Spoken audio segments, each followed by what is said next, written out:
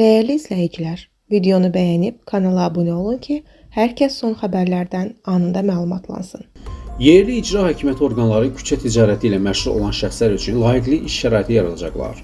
Xəbər verilir ki, bu Nazirlər Kabineti, Azərbaycan Həmkarlar İttifaqları Konfederasiyası və Azərbaycan Respublikası Sahibkarlar İşə Götürənlər Təşkilatları Milli Konfederasiyası arasında 2026-2028-ci illər üçün baş kollektiv sazişdə öz əksini tapıb.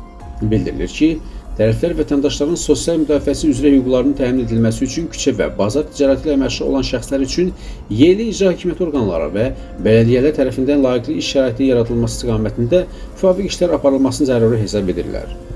2024-cü ildən etibarən həyata keçirilən və tədqiqatçıların elmi fəaliyyətinin stimullaşdırılmasına xidmət edən alimlərin maddi mükafatlandırılması layihəsi 2026-cı ildə də davam etdirilir. Bu barədə Elm və Təhsil Nazirliyində məlumat verilir. Bildirilib ki, cari ildə layihə üzrə qiymətləndirmə mexanizmi Elmetriya sahəsində ixtisaslaşmış beynəlxalq şirkət olan Clouderate'in mütəxəssisləri və Azərbaycan Respublikasının Əqli Mülkiyyət Agentliyi ilə əməkdaşlıq çərçivəsində təkmilləşdirilib.